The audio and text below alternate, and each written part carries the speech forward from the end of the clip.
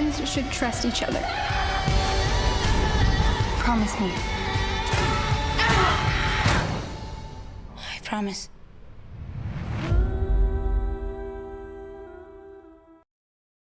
I'm there with Bradley Cooper, but mostly we look after corporate executives and we look after foreign royal families, oligarchs, billionaires.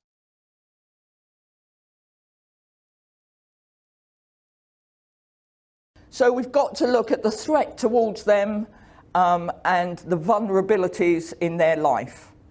We've got to look at the risk to them. And we've got to try and mitigate that risk as far down as we possibly can.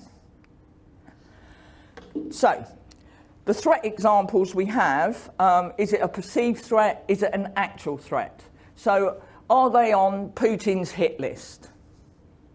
If they're on Putin's hit list, which happens, then we need to make sure that we're better than Putin's men.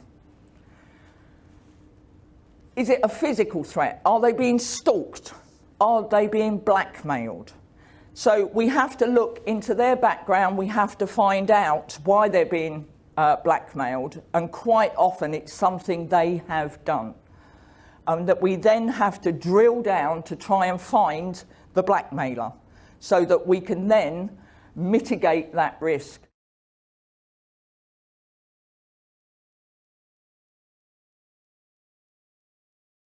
We also do hostage rescue. I personally have been involved in hostage rescue for about 30 years.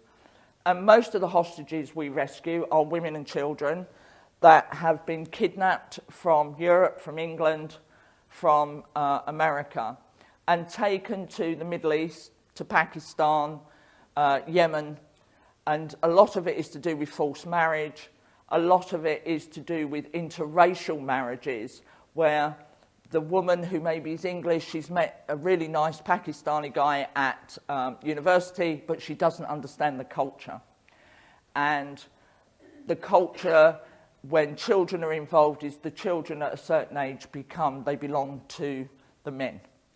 And that is all to do with religion, and quite often they will then kidnap the children or kidnap the woman and the children and take them to their homeland and keep them hostage.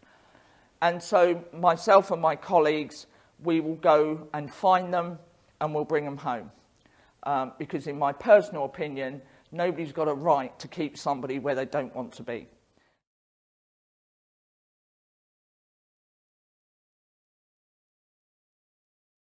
So as team leader, I'm the main point of contact with the principal, the person who we're looking after. I'm the one that's going to plan the operation. I'm the one that's going to allocate the resources, and I'm going to maintain the dynamic risk assessment every single minute, because things change. And principals, they may give you, they may say, this is what we're doing tomorrow, but actually, come tomorrow, it's something completely different. So I have to keep doing dynamic risk assessments. So, the operations room's job is to maintain up-to-date country risk reports. So if whatever country we're going to, I need to know what the political situation is in that country. I need to know, has there been any terrorist events in that country, or what is happening? And they will keep me all updated on all that. Trackers. One of the things we do to mitigate risk is we put trackers on our vehicles. If principals, we put trackers on our principals, and we put trackers on their children. Because that way, should the worst ever occur that they're kidnapped, we then have a chance of finding where they are. But I'd like to point out it's not happened so far. We do corporate rescues. So I was involved when 3 oil men were kidnapped in the Middle East, and they were held hostage by Uday Hussein, who was Saddam Hussein's son. And they were held hostage because they were playing cards with him. They were there to do an oil deal, and they accused Uday of cheating. Not the most sensible thing to do. So he then held them hostage, and they were there for several months. It took us quite a while to track down where they were being held, and I spent 6 weeks in a burqa begging at the side of the road, because that's what a lot of women have to do.